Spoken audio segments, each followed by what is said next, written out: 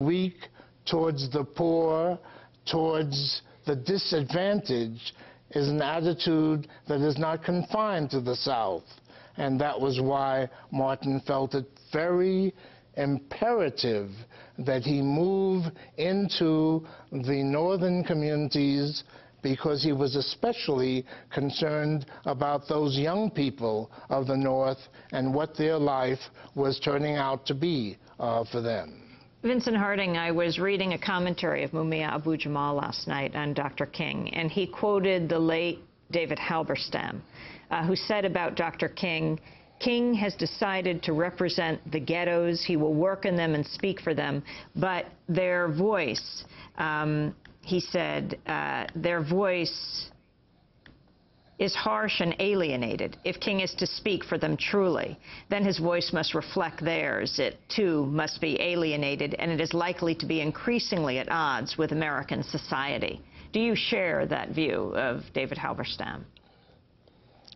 I think Halberstam was very, very much on the point there, Amy. I think that it is impossible to stand with the poor, to speak on behalf of the poor, without getting the kind of responses that people gave to Martin's speech.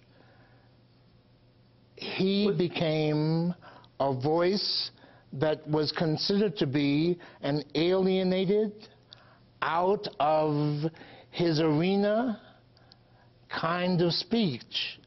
And this was only natural in light of the commitment that he made. When you decide that you must go and stand and work with garbage workers, even though you have a PhD in philosophical theology, it is only natural that many people who are accustomed to hanging out with PhDs in philosophical theology will say that you are crazy for hanging around with garbage workers. But Martin had a magnificent craziness about him that made him very uncomfortable for some people to understand and to live with.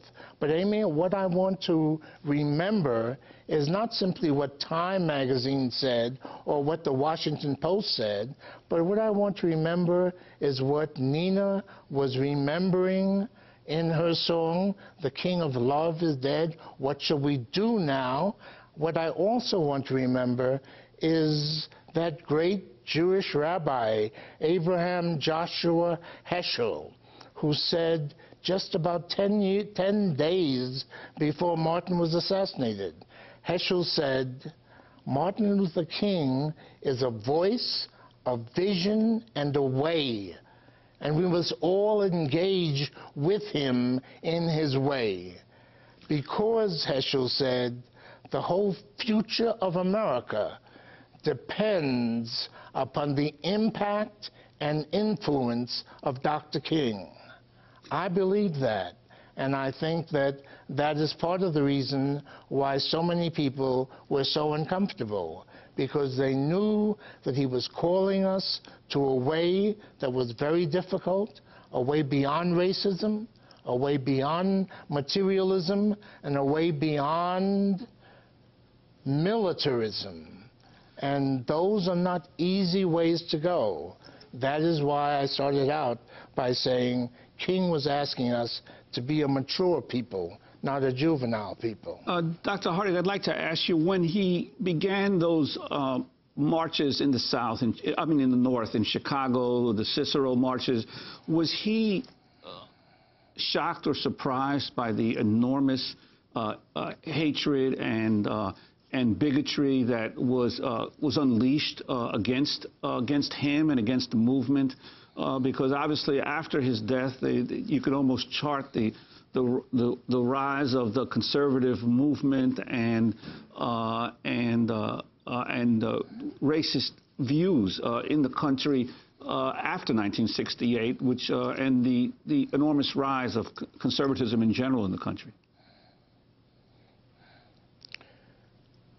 I don't know if shock or surprise was the key emotion, Juan. I know that he was deeply saddened to experience what he called a more hateful kind of response than he had found any place in the Deep South. King was a person of deep compassion, and he understood that that kind of violent anger covered something that was deep within the heart and soul of the people that he was working to change. And when he saw that, he realized, as he often said, we've come a long way, but we've got also a very long way to go. And he was willing to live in that tension of recognizing that the movement had made magnificent differences in the country, but that the country was still going to be resistant to the call to give up racism, to give up materialism, to give up militarism. Dr. Vincent Harding, we want to thank you very much for joining us. Dr. Harding is joining us from Rocky Mountain PBS in Denver. His book, Martin Luther King, The Inconvenient Hero, has just been reissued by Orbis Books. As we wrap up today's show,